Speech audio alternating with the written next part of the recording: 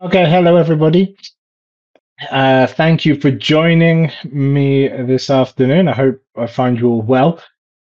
Um, as mentioned, my name's Mark. I'm based in Spain, and I work with Cambridge, and I give these training sessions looking at lots of different pedagogy, as well as looking at different ways that we can help support our learners with the exams, for example. So before we crack on, in the chat box, if you could let me, how many of you are preparing learners for the Cambridge C1 exams at the moment? Just say yep or hello or I am in the chat box. Let me know. Fantastic. Nice. Okay, great. So I'm going to then assume that you're familiar with the structure of the exam and how the different parts work. We are going to do a bit of a refresher because that's always useful and sometimes maybe some things slip the mind. And then we're going to jump into a bit more detail looking at different ways to help develop our learners' reading and also their skills for the use of English. Excellent. First time teaching the C1. Great, you'll love it. It's personally my favorite level to teach of the learners. Yeah, you'll see. It's good fun. It's a bit challenging, I have to say, but it is good fun. Great. So throughout this webinar, then I would kindly ask of you that we try to participate, get in the chat box, share your ideas. It's always beneficial for everybody that we're sharing different ideas. Exchange your ideas and your experiences, especially for some of us who might be newer to teaching the Cambridge exams, then it's always nice to hear from experts and old hats, as it were. Also, following the webinars, try to experiment in your lessons, allow time for your teaching to develop, and also try to take the time, find a moment to look through all of the extra support available. The plan then, by the end of today's webinar, we are going to try and review the C1 exam. We're going to explore reading skills and also consider some practical activities that we can use in the class to help support our learners. Excellent. So before we crack on, I like to start with a question. So in the chat box, could you please share with me 3 strategies that you use to make reading enjoyable and engaging in the classroom? 2 things you already know about the reading and use of English C1 exam. And also 1 example of learner challenges when we're preparing our learners for said exam. Okay, so I'm going to give you a couple of minutes. If you can't come up with 3 or 2, that's fine. Just as long as we're trying to share a couple of ideas in the chat box, that would be fantastic.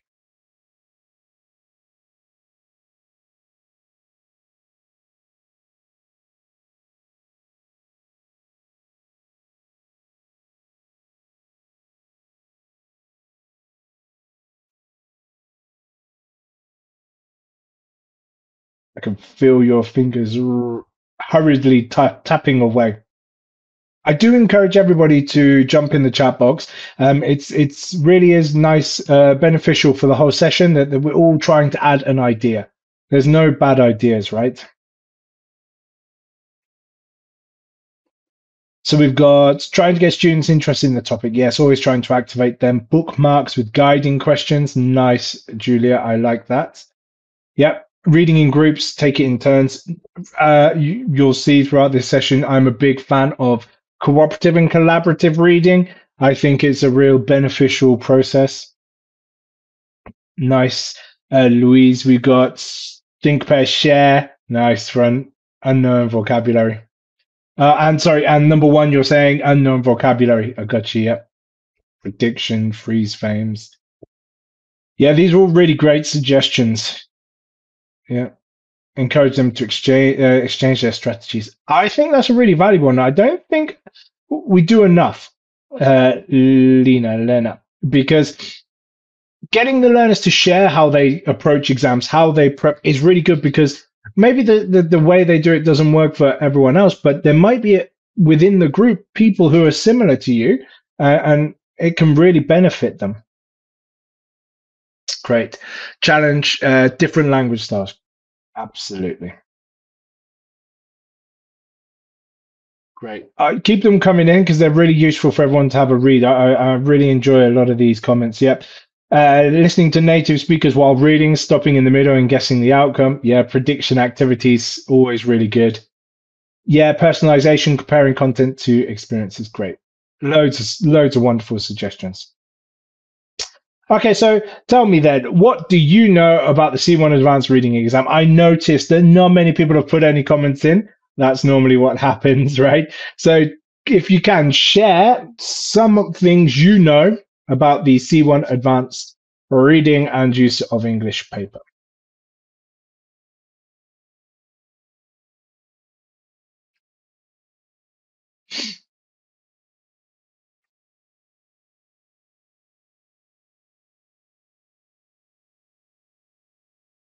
Time management is another good one, yep. I'll try to come to some. I will try and touch upon as much of these as I can, the challenges in the session, okay? Okay, we don't have many suggestions. I'll give you a few moments. Okay, so I'm going to put on the screen a little bit of a quiz. Can you tell me, in the C1 reading and use of English, are there 7 parts or 8 parts in the exam?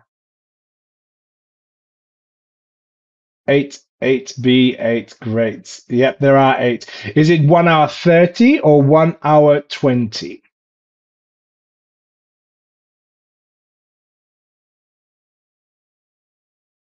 Nice. It is 1 hour 30. It's slightly longer than the B2 because we need the extra time. It's a bit more challenging. It's a bit more. There's required a bit more time, processing time in it. Okay, and the use of English section consists of 3 parts, or it consists of 4 parts. What do we think?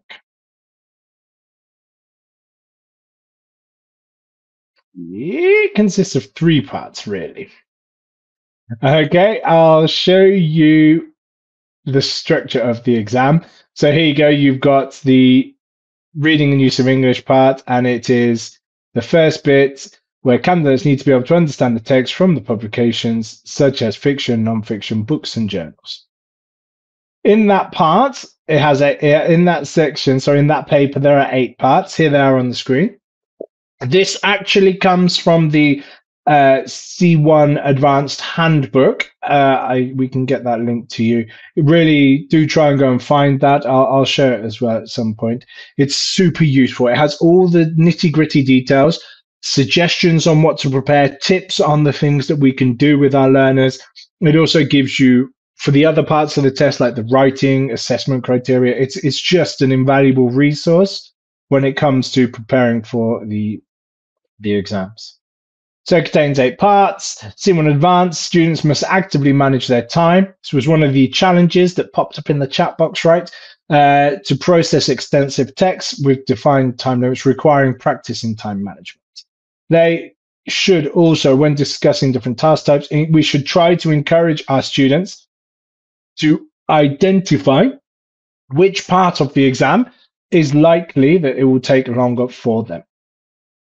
Now, one suggestion with this is we do practice tests or practice activities or exam type tasks.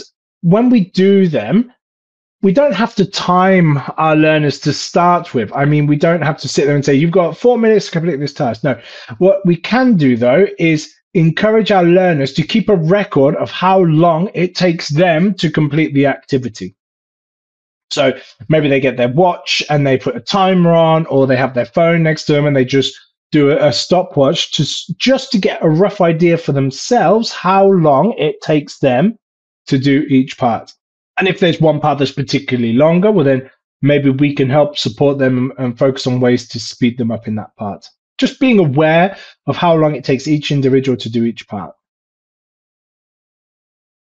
And then the final point here is remind the students that parts 4, 5, and 6 and 7 are 2 marks, while parts 1, 2, and 3 and 8 are 1 mark.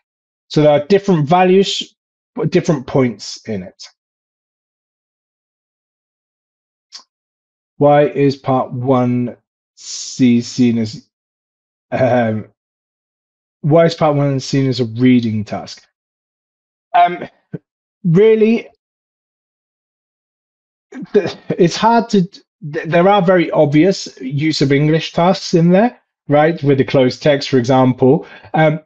But it's really what we're looking at in each task. You know, it's they mix across there. There's the skills appear across the different tasks, right? But it's really sort of trying to make sure that we're focusing on.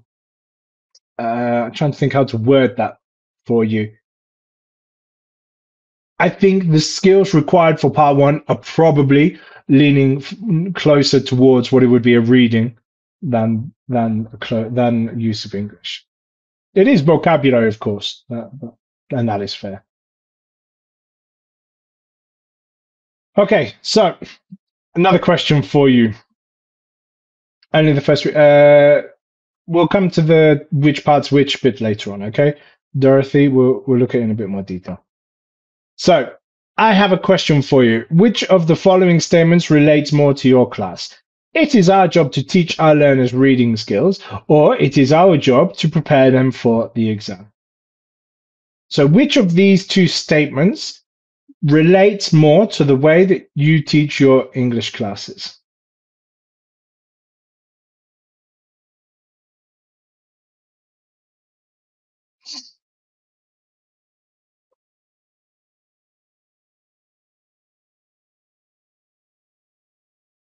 Great.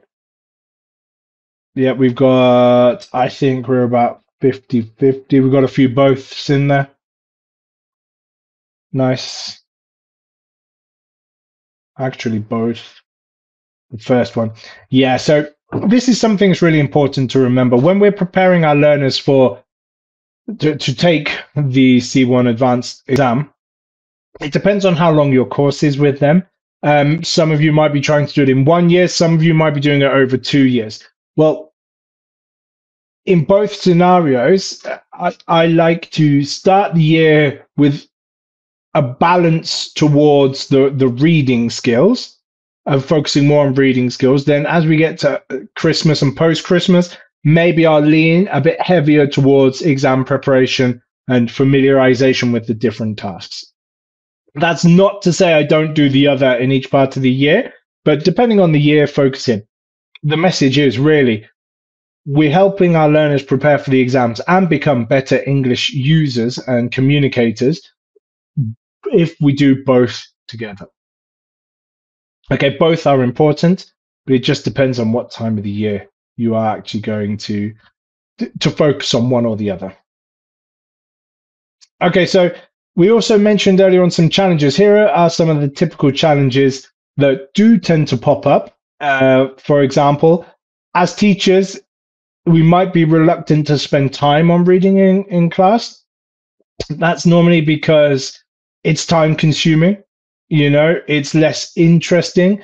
And in class, we can take advantage of practicing speaking, for example, which is a much more engaging, dynamic activity. Another thing is trying to motivate our learners who don't read much in their first language. I don't know if you can relate to this. It does feel, especially in my context, that younger generations are reading less. Although I'm sure if you spoke with my parents, they would probably say we didn't read as much as well. Right? So it could be difficult to try and motivate our children to learn, or our students to learn. It can be time consuming, and also finding the right texts and materials that are interesting and engaging for our learners can be time consuming as well, right?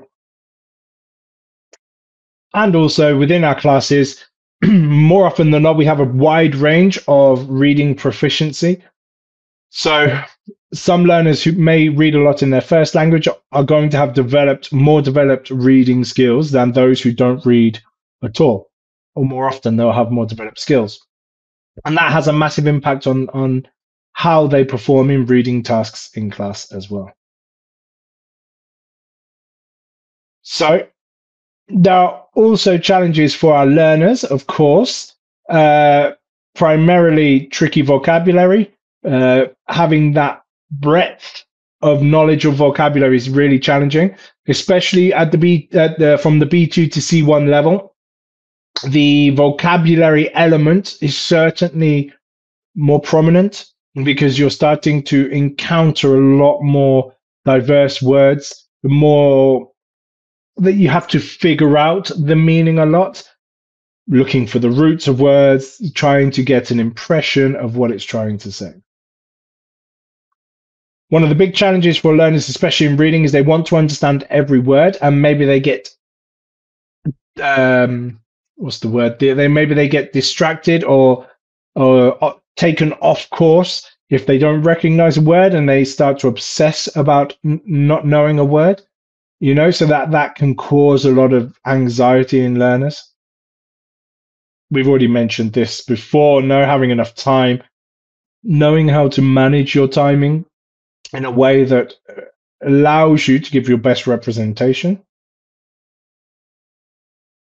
A non-literal language and multi-word verbs, phrasal verbs, tend to appear a bit more here as well. The challenging false friends, things that are different in our first language to our second language, and also structure and cohesive devices. We're talking here about how sentences are joined together, how they relate to each other, what words refer to what other words within a paragraph or within a text. So there are lots of challenges that we have to face, but the best one, you can also see here, there's a lovely developing reading skills, a nice booklet. I recommend you go get hold of hands on that as well. You can find it all on our Cambridge websites. I'll share a link a bit later on, which is a link to a new website that has the learning journey, the Cambridge exam journey, and it has access to all the resources you need at this level, okay? So the best way we can support our learners is by developing reading skills in an integrated skills approach. Focusing specifically on one skill is often quite tiring, quite boring, and maybe not making the most of the time we have with our learners. So I have a question for you. If we're trying to develop our reading skills in our learners, lots of us mentioned that, what is it that makes a good reader? How do you know how can you tell, or what characteristics do good readers have in your experience? You want to share in the chat box, what characteristics do you notice in your stronger readers?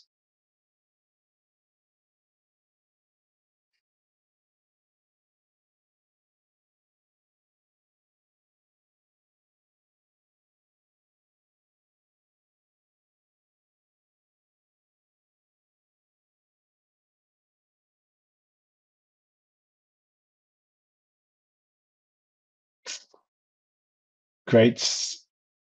You're sharing all my favorite buzzwords. I love it. Skimming, scanning. Yeah, all over sense of what the text is about. So we're talking gist there, definitely.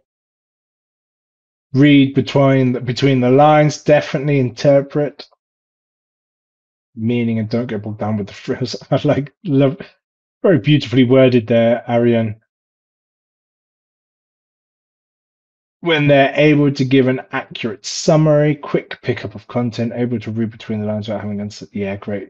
Definitely, they have this ability to absorb the text and understand the structure. They have that familiarization with the structure of a text. They know where to go. They can find keywords very easily. They can take a step further. If they're a strong reader, you're filling in the blanks, aren't you? And of course, we've had a few buzzwords, my favorite words, pop up, skimming, and scanning. So we've got a little, well, let's just summarize this quickly. First things first, a good reader reads a wide range of things and reads regularly. It's one of those skills that's very hard to develop if you don't actually do it. Like everything in English, if you don't speak, it's hard to develop your speaking skills. And also, if you're not reading, it's really is a challenge to develop your reading skills. We mentioned them, skimming and scanning, for sure. We've also mentioned more or less guessing the meaning of words they don't know. I don't like the word guessing here, to be honest. I think I prefer interpreting or decoding, maybe would be a nice way to say it. Because you're not guessing. Yes, you don't know, and it's a bit of a guess, but I think it's also, yeah, an educated guess. That might be a nice way to say it, Mary. Yeah, it's like an educated guess. You're trying to figure it out, right? Fundamentally, good readers tend to reflect on what they've read, and they'll go away and they'll think about it and they'll try to understand it, and they'll in that moment they'll apply it to themselves. They'll try to interpret it in their context. And also, of course, they record new vocabulary and tries to use it. We've all, I'm sure, had some moment written down some type of vocabulary dictionary when we're learning a second language. Really good readers will not just pass and forget on a word they don't know. They will try to understand it. They will ask someone who might know, they'll look for it in a dictionary, and then they'll try to use it. They'll make mistakes with the language, which is fundamental for getting better as well. Nice. So, skimming and scanning, can you tell me which is which? I'll give you 30 seconds to read and then let me know in the chat box, please.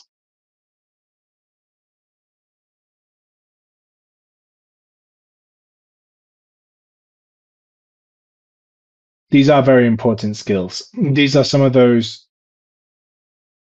key skills that we need, especially in exams, but also in reading in general. When we go to study, it's useful to be able to do these things.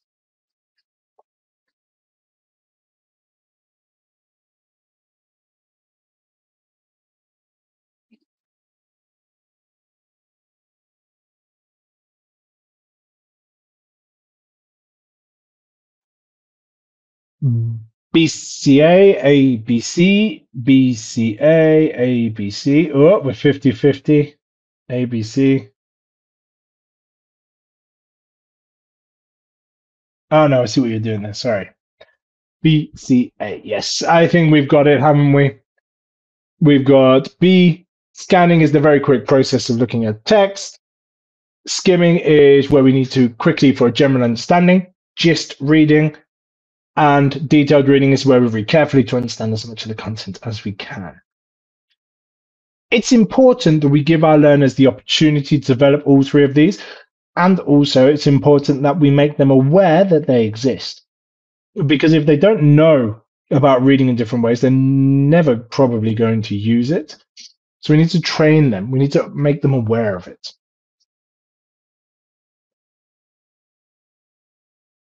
So here's the idea. At C1, our learners really should be reading quickly enough to cope with an academic course and can take reasonably accurate notes in meetings and write a piece of work which shows an ability to communicate.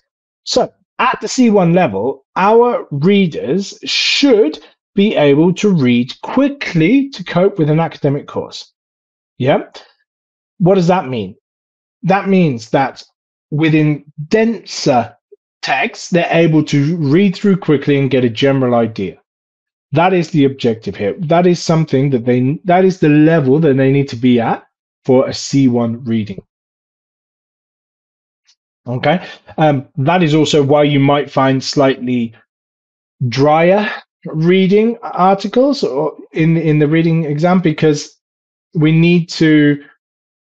the test needs to be neutral enough that people don't have advantages over each other, of course, but also they need to be dense enough so that learners have to skim and scan to get the general idea. And then only read for detail in specific parts where they know the information is. Okay, so also we're talking about the use of English exam, right? Typical skills that learners need to be able to do at this level are distinguish between the connotation between similar words. They need to be able to interpret what is a positive word, what is a negative word, what is formal, what is informal. It helps us answer questions, for example, here. In this multiple choice, in this closed text, they have to choose the right word, remember? So if they're reading something and it's written in a formal way, they're probably going to pick up that certain might be a more appropriate word because they know that certain is a slightly more formal word. Whereas if it was informal, in the style of the text, if they can pick up on that, then they'll probably know that true is going to be more likely. You see, so there are little skills that they need to develop to be able to better address these parts of the paper. Of course, they need to be able to recognize collocations, words that go together. They need to be able to not only look for the specific word that they feel fits right, that's a good indicator, but they need to be able to check around the word, the missing word, and look at the words before, look at the words after. Pay attention to the whole string of text to best understand which word should fit. They should also be able to recognize and paraphrase, interpret meaning, and give it their own understanding or their own way of expressing it. Should also, within the words that appeared, there are distractors. Stronger learners or stronger readers tend to identify very quickly the one that doesn't make sense. They'll read through the form and they'll go, well, it can't be that. That doesn't fit. That doesn't make sense.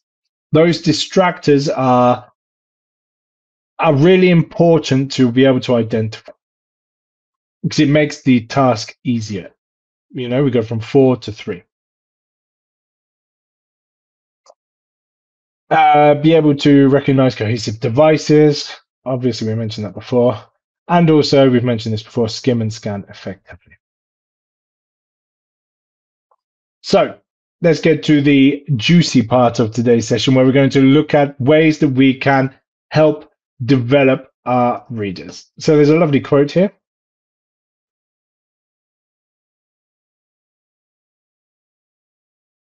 That is the secret to becoming a good reader. Read a lot and read often. The more you read, the better you become. Now, learners nowadays, people in general, read a lot more than we used to because of social media. We're always engaging in reading, but it's not a diverse type of reading. It's not a range of reading. That's where we need to expose our learners. That is almost one of our responsibilities, to give them the opportunity to expand their reading.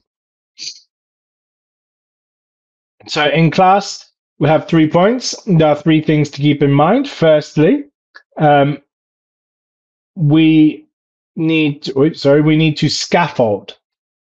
By scaffolding, that means we need to make sure that we are creating a very clear structure that we can work through to support our learners. Pre-reading activities. When I asked you all to give suggestions on what you do to make reading more engaging or what strategies you use, many of you made the comment that you would do some sort of warmer, some sort of engaging starter activity. It is fundamental when you before reading. You need to help the learners activate their knowledge, And also, when we do a pre-reading activity, whether it's a question or looking at a picture, whatever it is we choose to do, we're offering an opportunity for the group to share all of their ideas and knowledge about a topic. And when we share that knowledge, it brings everybody to a similar-ish level because everybody has access to that knowledge that's there in the classroom. Someone doesn't know something. Oh, well, so-and-so mentioned at the beginning XYZ, so I'll ask them to tell me again. It opens up the class to conversation. Motivation. Again, we saw this earlier. Collaboration is really important. Why? Well, because collaboration encourages us to share ideas, as I mentioned, but it also makes it less tedious. We work together. I don't understand something, I don't have to wait for the teacher. If I'm working in a group or with a partner, I can ask them, we can try and figure it out. And if we both don't understand, then I can ask the teacher. So this collaboration process is really important. Sorry, I'm going to jump back again. I did jump over one thing in scaffolding. Speed reading. Reading can often be quite a slow process depending on the learner's experience. You may still have learners who use their finger to follow the reading on a piece of paper. Now, that's okay. That's their technique, their way of reading. But it's a very slow way of reading, and it won't benefit them when it comes to exam day. So we need to encourage them to speed up. How can we do that? By getting them to do reading in a quicker way, i.e. speed reading. Also, that is skimming, isn't it? It's skimming through for the gist of a text. Discussions I mentioned, and skills integration was the other one. Not only using reading skills, but also speaking, listening, communication. Those tasks are all really, really useful to help develop the learner. You could move your finger faster. That's fair. But the point is, thank you for that. Okay. The point is that when you're using your finger, what you're actually doing is reading word by word, which is reading for detail. You're looking very specifically at the words to understand it all, right? And that's not the objective. The objective is to sight read as much as you can, absorb as much through the text. Again, then the final one is text exploitation. What is text exploitation? Well, that is taking a text a step further. Once you've finished a reading, how can we make the most out of that resource? Don't just forget it. We don't just move on. What we really want to do is to find other ways to empower our learners with the knowledge or reading skills. Okay.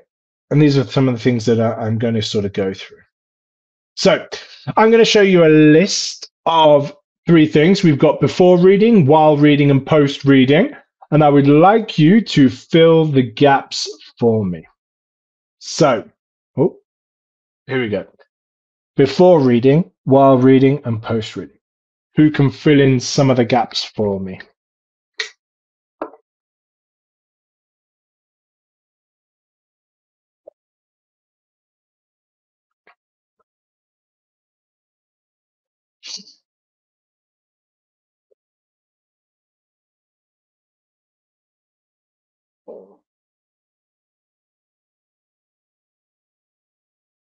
Nice. 1 is builds interest. 2, nice, pre-teaches vocabulary. 3,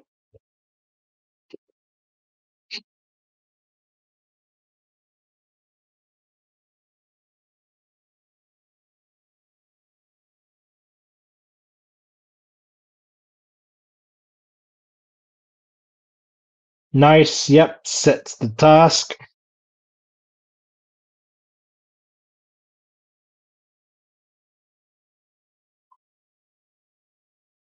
Great, checks that this has been done accurately.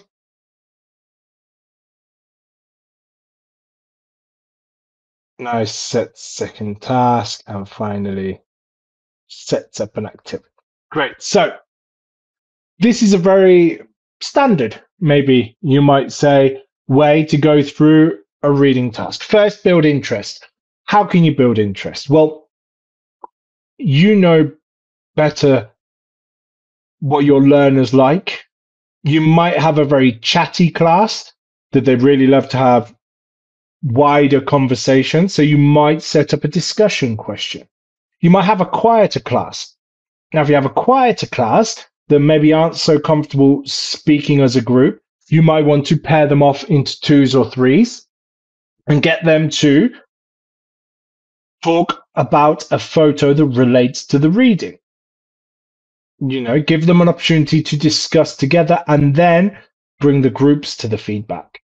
Makes the big feedback less demanding on the learners because they're in groups, they're not an individual answering, but it also speeds up that moment where they have to be speaking in a public forum, because instead of 15 kids, you have 5 groups, for example.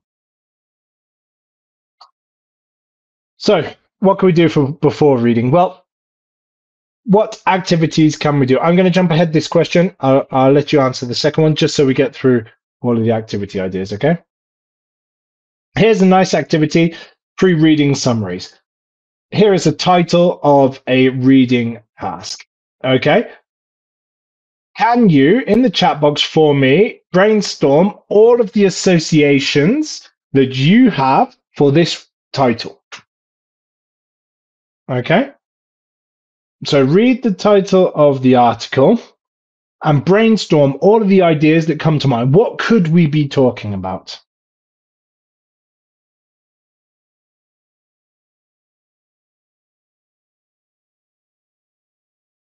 Great, loads of nice ideas there.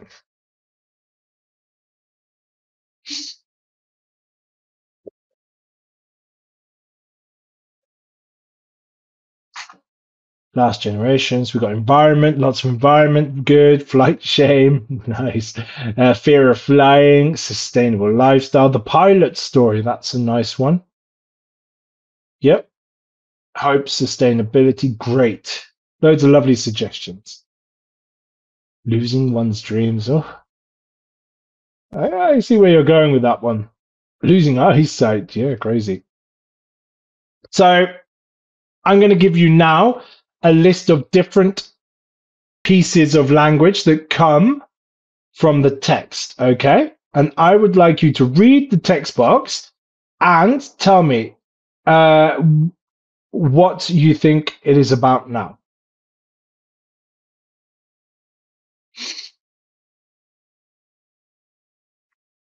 Were you right? Do you feel like you're still right? Do you want to change your suggestion?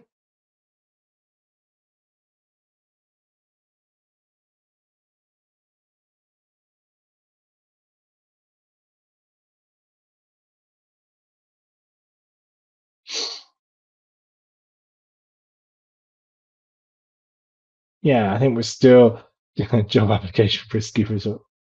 Very good, Marcus. Yeah, good. Might be the ozone. Okay, good. So you can see what I'm doing, right? In this text, what I'm doing is I'm building you up. I'm pre-teaching you vocabulary. Ah, you're reading through this. Maybe if I was in class, some of my learners, eh, they would say "profe" here. Profe, what does staggering mean? Ah, okay, staggering. That's like amazing, unbelievable. It's a crazy number, a staggering 16%. It's like an incredible amount. I would go through and I'd give them quick definitions, quick examples, quick, what does this mean? Okay. I've highlighted from a text the language that I feel that my group might struggle with, or I have tried to find language that is more challenging. But what I've done here is I've kept it in order. This is an order of appearance in the text. So what I can do now is follow it up with, using your prediction from the title and the words in the box, write a summary of text A. You'll need to use your imagination. So I'm encouraging them to use the new language. Remember, we mentioned this before, that learners, good readers, will get a new vocabulary, and instead of just moving on, they will try and use it in their day-to-day. Well, I'm trying to apply that into my class. I'm giving them what I perceive to be potentially challenging language, and I'm encouraging them to put it in, getting them to think about the order of the sentence. Does it come after a verb? Does it need a noun next to it? Trying to train them up on these different skills that they're going to need when it comes to reading and use of English. I'm sure you're dying to know what text A is about. Here we go. I'll let you skim it. You have 30 seconds. Is that fair?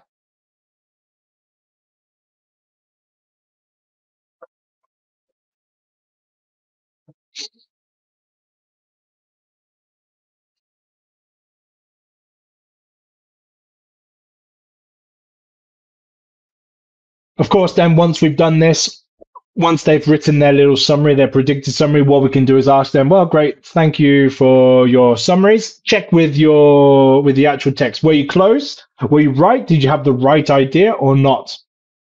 Again, we're getting them to skim it and see how similar it is. We're training them to look for gist.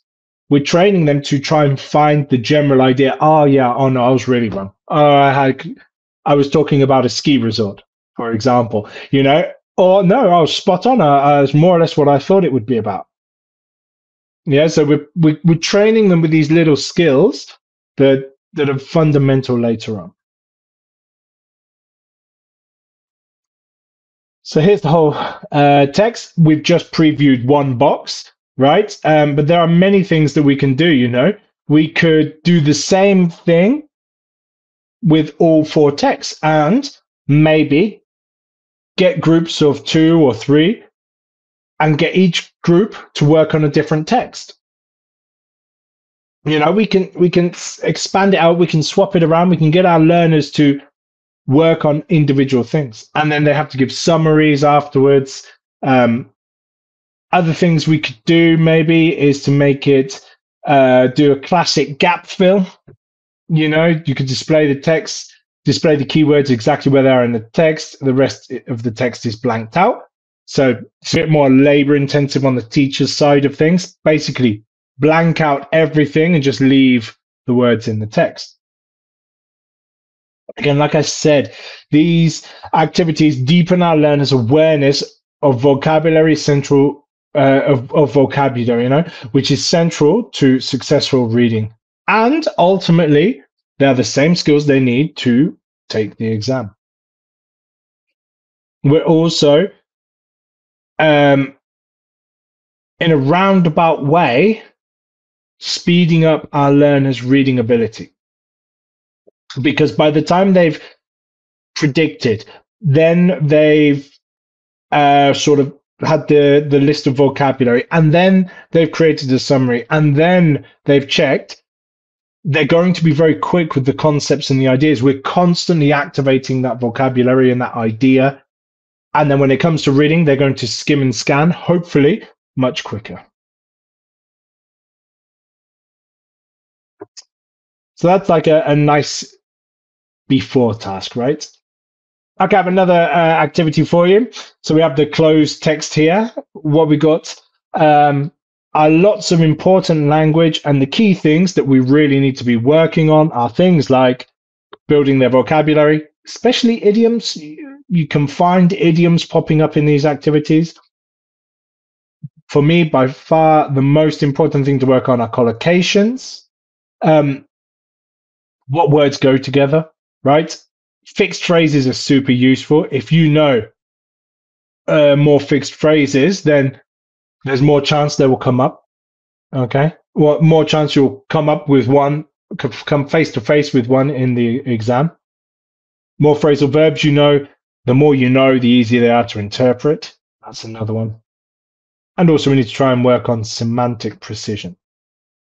The better our learners are with their how accurate they are with the language, right? The more chance they have of figuring out the right meaning of words or gaps.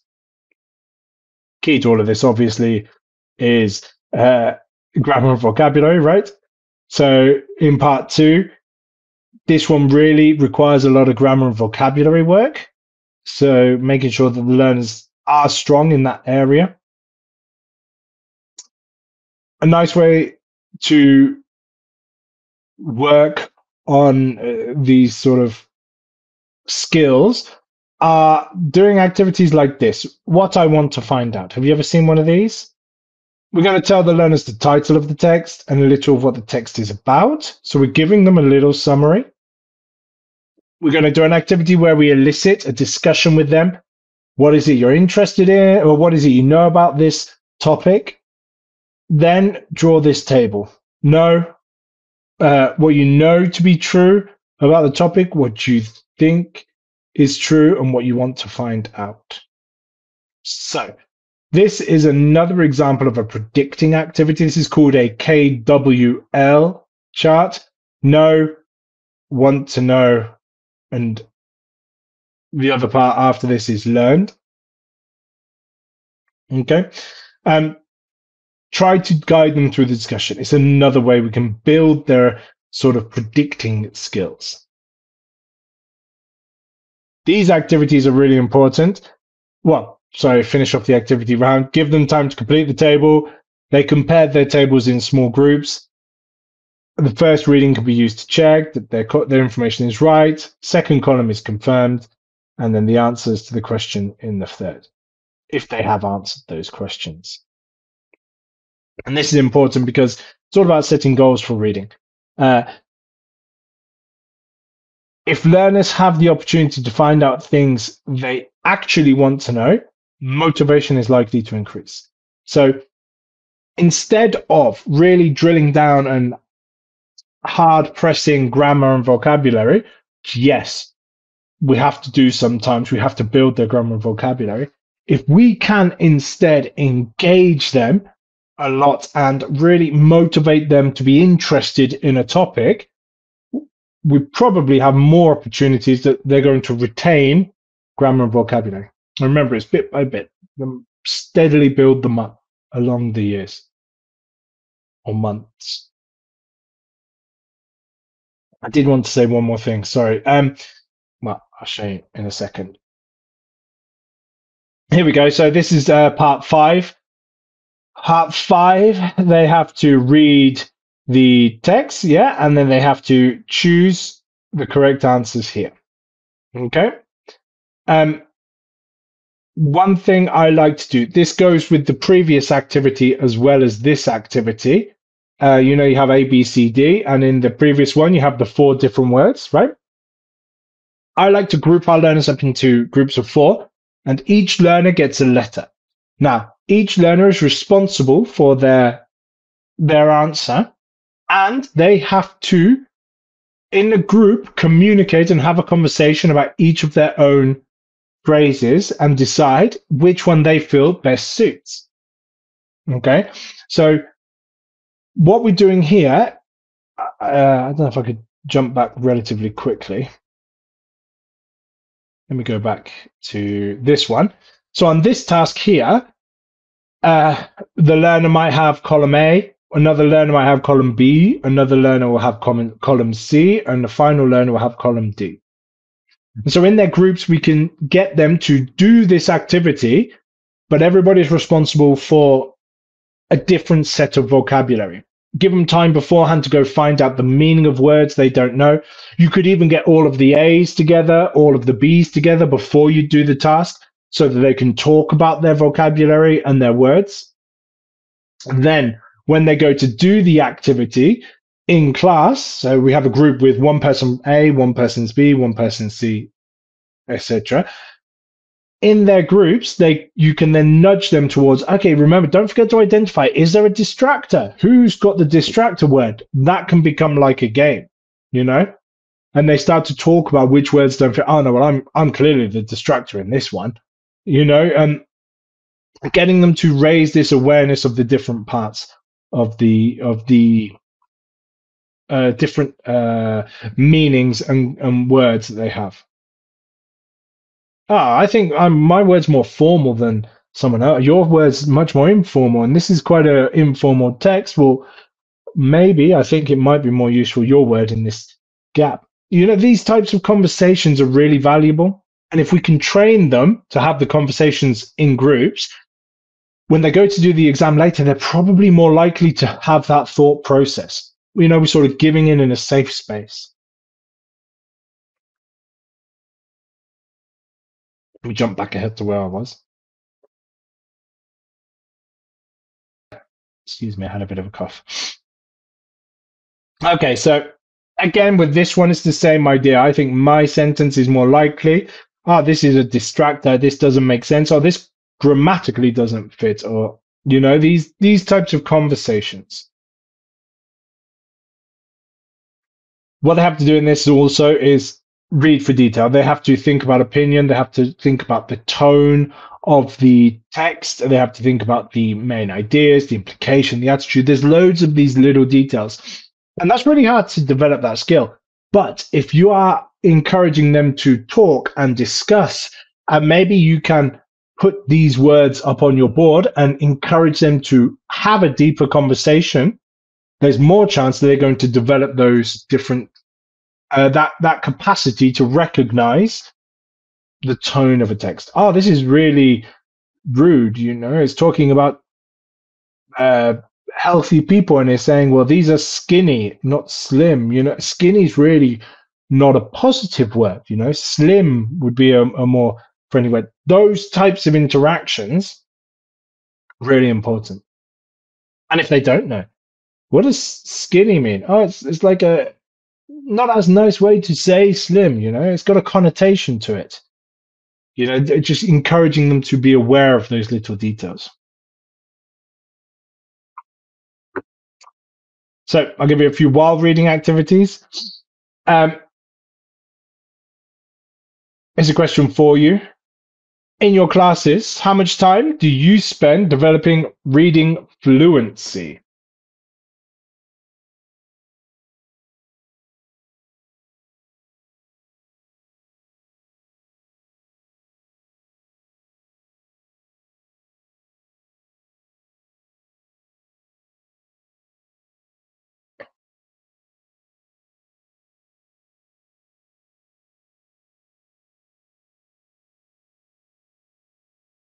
Yeah, not enough, not much. Yeah, only a little. That is the reality. No, we have many objectives. We have many targets that we have to meet, and we are all people who enjoy language. Yeah, so we probably wish we could do more. No, it's about finding those moments. So I'm going to give a suggestion, okay, of something we can do. So reading fluency is what good readers do on a continual basis. It's an essential component of reading comprehension abilities. This goes back to the more we read, the better readers we become. But we have to be active readers. We have to be aware of it. We need to develop our fluency. How do we develop fluency? Well, the biggest way is extensive reading. That is reading outside of what we do. But also, we could do word recognition and vocabulary building. The more vocabulary and better word recognition we have, the better reader we're going to become. And rereading. Now, this is something that I don't know if it's common practice in your classes, but going back and reading a text, I'm not saying on the same day that we've read something, okay? When we say rereading, I'm saying go back to a previous unit or to a text you did at the start of the year and encourage them to read it again. By going back, we've already covered the language. Exactly, Ariane. It's a type of revision. So we're reactivating vocabulary from previous units, but also they hopefully have moved along throughout the year. Fingers crossed that they're picking things up as we go through the year. So hopefully they'll be able to read that text a bit quicker. Now, anything I think is really valuable in language learning. Rereading, rewriting, rediscussing, for example, re-listening, going back to previous units and just every now and then picking out a reading text you've done before to reactivate their knowledge, to get them to listen again, to help them remember. On another side of things that we often forget, it builds confidence because they go back and they're able to read it relatively quickly. Hopefully they're able to understand more of it. because they remember it. And that's like a psychological thing. You're like, oh, I can do this. Yeah, I can do that. It's very rare that we go back and people have no recollection. Well, if you go back 2 years, of course, you're likely to have no recollection of what you read. But if you're going back a unit or 2 units, normally the topic is still within reason, fresh in the learner's mind. So, last thing, I can't finish a session without mentioning Star Wars and Lord of the Rings, right? So, what kind of films are these? This is the type of activity we could do, okay? Type of nudge questions. Oh, what kind of films are these? Oh, do you like sci-fi films? Have you seen these films? What do you know about them? Using a beautiful visual to nudge the content. Then we can move into the story or a text about it. We spoke about this, we spoke about that, we spoke about Star Wars, we spoke about Dune, was the name of that movie. Then, this is lovely, I love this. This is a fragmented text, and depending on timing, right, so what we can do here is essentially ask them to identify what is what. Yeah, structure the text. Break it down, get them to restructure the text via these words. Okay? Sorry, via these boxes. What are we doing? We are encouraging our learners to pay attention to fixed phrases, fixed expressions, how they link together, paying attention to the structure of a text. Okay? And if they're struggling with it, you can bring up the text again and say, okay, have a quick skim. I'm going to give you 1 minute to quickly skim the text. They skim through, they try to find it. They look, oh, yeah, but this is, that was that. Okay. And they sort of play with the text, try to absorb as much as they can, and then you bring it back. Okay. What are we doing? We're teaching them those skimming and scanning skills. We're teaching them to identify specific words and parts of the text. We're training them to engage with reading in a quick way. Okay? It's all about encouraging them to be able to process text relatively quickly. What trend? No, I would say do this while. I would say probably, for me, it's best to do this first of all. Wait 1 second. Let me readdress that. This is a good task if you want to work on skimming and scanning skills. If you want to work on other skills, this probably is not the right activity for you. It's not something you would do every time. But every now and then, this type of activity to reconstruct text is really good.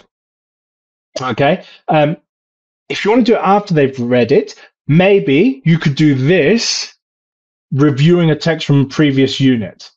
So grab a text you've done before, maybe 2 units ago, so they more or less have the idea of what the text is about, and then try to get them to restructure it, show them 30 seconds, jump across, show them again, maybe again, 20 seconds, jump across.